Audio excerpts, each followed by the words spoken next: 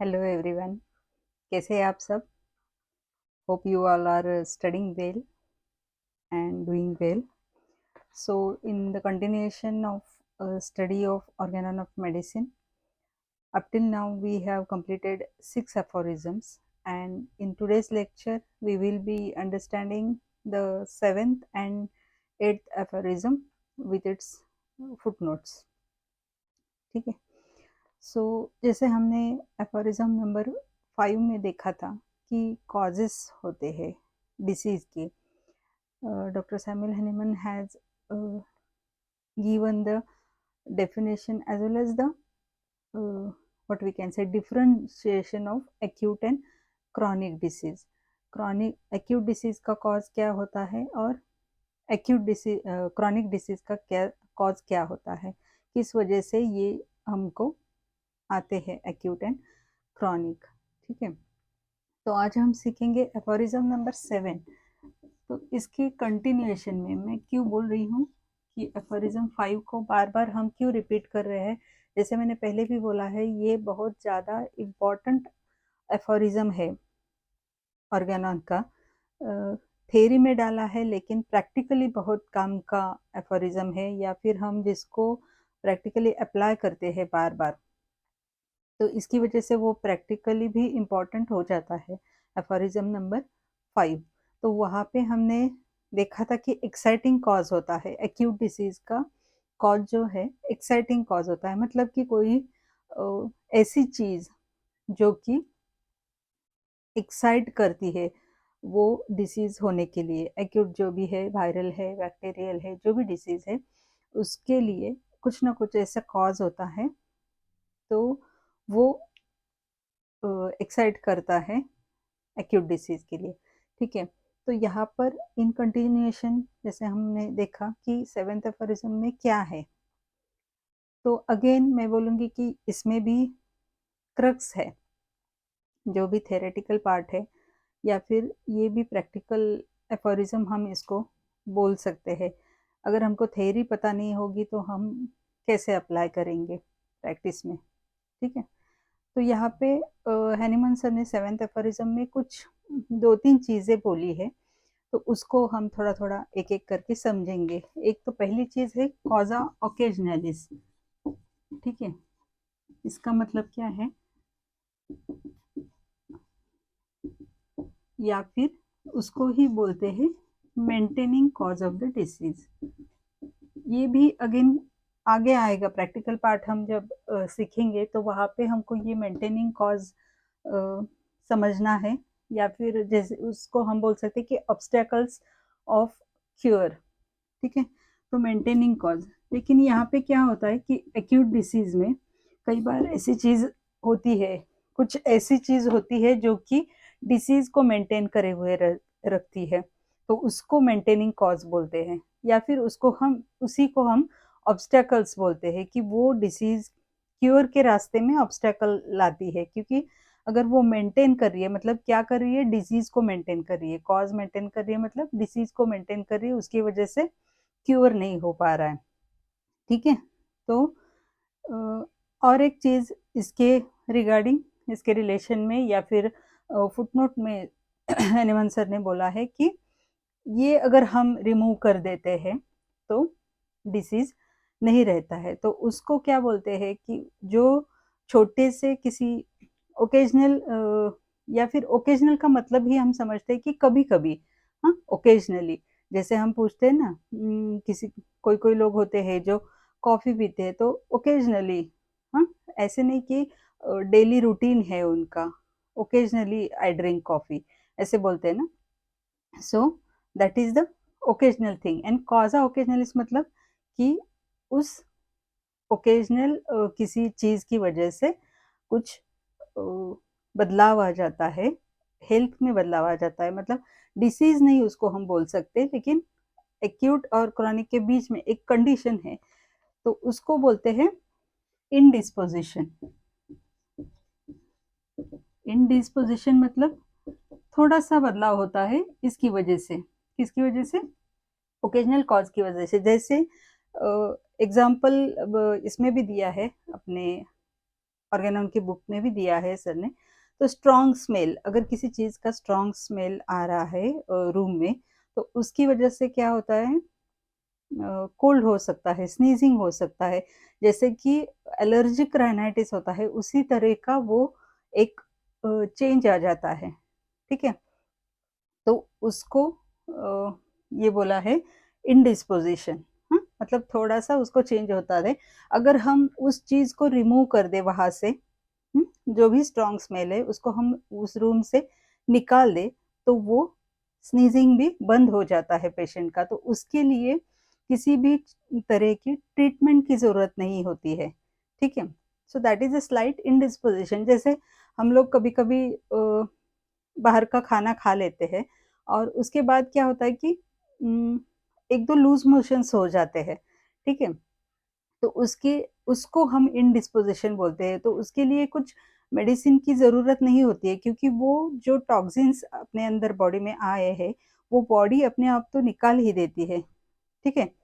तो उस चीज़ को हम इंडिस्पोज़िशन बोलते हैं, उसके लिए मेडिसिन की ज़रूरत नहीं होती, ठीक है? So this is indisposition. दूसरी चीज़ जो यहाँ पे एफोरिज़्म नंबर 7 पे है, तो वो है क्रॉनिक डिसीज़ के बारे में। तो क्रॉनिक डिसीज़ के बारे में क्या बोला है कि क्रॉनिक डिसीज़ जैसे हमने देखा कि वो उसका ऑनसेट स्लो होता है, फिर वो ड्यूरेशन भी उसका लंबा होता है, एंड प्रोग्नोसिस उसका हम अकॉर्डिंग टू डिसीज़ देख सकते हैं। तो यहाँ पे क्रॉनिक, लेकिन क्या होता है, उसका ड्यूरेशन लंबा होने की वजह से उसके जो डिसीज़ का जो प्रोसेस है वो पूरा हो चुका होता है, ठीक है। और उसकी वजह से उसका जो पिक्चर है, हमने जैसे देखा कि हिस्ट्री लेते हैं हम क्रॉनिक डिसीज़ में, हम ऐसे ही मेडिसिन प्रिस्क्राइब नहीं करते, हम पूरा टोटलिटी कंसिडर करने के बाद ही प्रिस्क्रिप्शन अपना देते हैं क्रॉनिक डिसीज़ में, ठीक। तो व्हाट इज़ टोटलिटी? अभी ये जो है टोटलिटी कहाँ से आती है? तो टोटलिटी का मतलब क्या है, और जो टोटलिटी हम लेते हैं वो किस चीज़ की लेते हैं? वो हम सिम्पटम्स की लेते हैं। तो क्रॉनिक डिसीज़ में क्या होता है कि पूरे सिम्पटम्स प्रोग्रेस हो चुका होता है क्रॉनिक डिसीज़ में, डिसीज़ का। तो उसकी वजह से हमको वो सारा मॉर्बिड पिक्चर मिल जाता है, ठीक है। तो यहाँ पे हम पूरा मॉर्बिड पिक्चर देख के फिर क्रॉनिक डिसीज़ में देते हैं। तीसरी चीज़ जो बहुत ही इम्पोर्टेंट यहाँ पे है, दैट इज़ सिम्पटम, ठीक है। तो सिम्पटम का मतलब क्या है? ये सिम्पटम की डेफिनेशन यहाँ पे दी हुई है, ओके। सो सिम्पटम कैसे करेगा? जो भी डिसीज़ है अपने बॉडी के अंदर, जो भी डिसीज़ प्रोसेस हो रहा है क्रॉनिक डिसीज़, तो उसका जो बाहर का पिक्चर है, हुँ? तो वो सिम्पटम्स के ज़रिए हमको समझ में आता है। तो इसके लिए हैनीमन सर ने सिम्पटम की डेफिनेशन दी हुई है। तो क्या डेफिनेशन है उसको हम देखते हैं, ठीक है।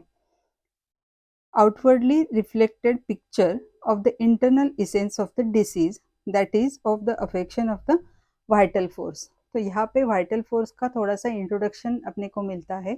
वाइटल फोर्स आगे आएगा, वाइटल फोर्स क्या है, उसकी फिलॉसफी क्या है, और हैनीमन सर ने ये क्यों इंट्रोड्यूस किया है, तो वो हम थोड़ा सा बाद में पढ़ेंगे।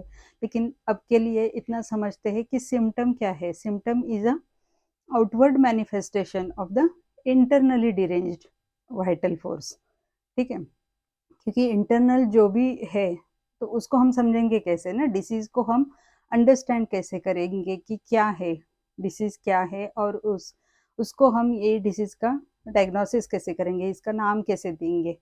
तो कुछ सिम्टम होते हैं हर डिसीज के, उसके ऊपर से वो डिसीज का डायग्नोसिस होता है, ठीक है। तो यहाँ पे लेकिन in according to homeopathy symptom का डेफिनेशन ऐसे हैनीमन सर ने हमको दिया हुआ है, ठीक है।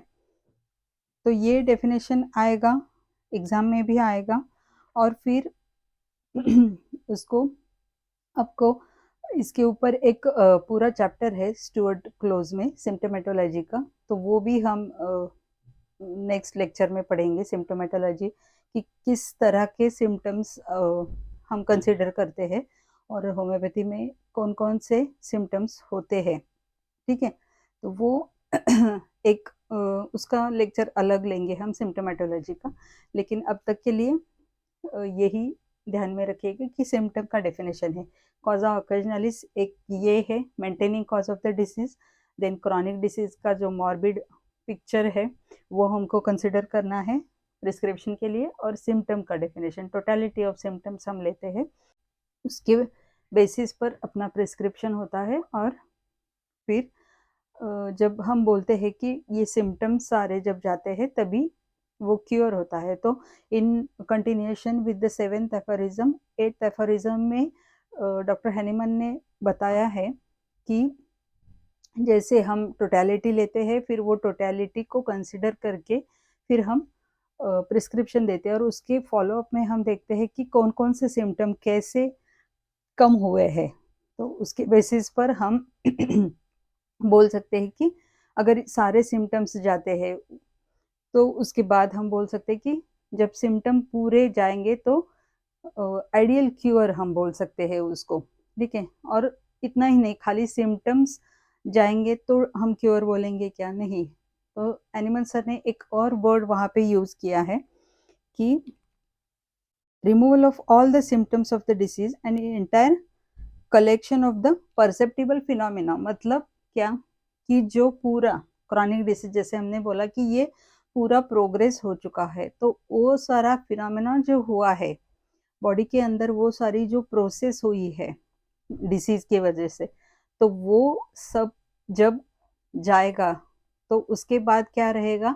खाली रिस्टोरेशन रहेगा, क्योंकि हमारा एम ही है, मिशन ही है कि हम क्या करने वाले हैं? रिस्टोर करने वाले हैं हेल्थ को। मतलब जो हेल्दी स्टेट है, जो वेलबींग की स्टेट है, उसी स्टेट में पेशेंट को हम रिस्टोर कर रहे हैं। डिसीज को रिमूव करके एनिहिलेशन, पूरा एनिहिलेशन करने के बाद जो स्टेज आएगी वापस से, तो वो होगी हेल्दी स्टेज, ठीक है। मतलब physical, mental, emotional wellbeing of the person, ठीक है। तो उसको हम क्योर बोलते हैं। लेकिन यहाँ पे फुटनोट में भी जो 8th एफोरिज्म की फुटनोट है, तो उसको अगर हम पढ़ेंगे तो ये क्यों कहा है हैनीमन सर ने, क्योंकि हिफलैंड नाम के एक ओल्ड स्कूल के जो फिजिशियन है, उन्होंने ये बोला कि होम्योपैथी ऐसे करती है, till now we have the controversies that we only remove the symptoms and not the disease, but Hahnemann sir ने कहा है कि we don't do that, we cure the patient, okay. We can get ideal cure in homeopathy. कैसे? तो सिर्फ symptom जाने से ही ideal cure हम नहीं बोलते उसको। जो भी उसका पूरा फिनोमेना जैसे हमने बोला, तो उसको हम पूरा एनिहिलेट करके फिर रिस्टोर करते हैं। इसीलिए हम बोलते हैं कि we give the ideal cure to the patient by giving homeopathic treatment, ठीक है। So this was all about aphorism number 7 and 8 along with the footnotes. तो इसका हम सिम्टोमेटोलॉजी का जब चैप्टर पढ़ेंगे तो सिम्टम्स का अगेन डेफिनेशन आएगा, और सारे सिम्टम्स, जितने भी टाइप के सिम्टम्स है, वो हम उसमें पढ़ेंगे, ठीक है। और इसके बाद में हम नेक्स्ट लेक्चर्स में वाइटल फोर्स को समझने की कोशिश करेंगे, क्योंकि that is the core of the homeopathy, ठीक है। वाइटल फोर्स कहाँ से आया, हैनीमन सर ने क्यों उसको वाइटल फोर्स का नाम दिया, क्या है वाइटल फोर्स, ठीक है।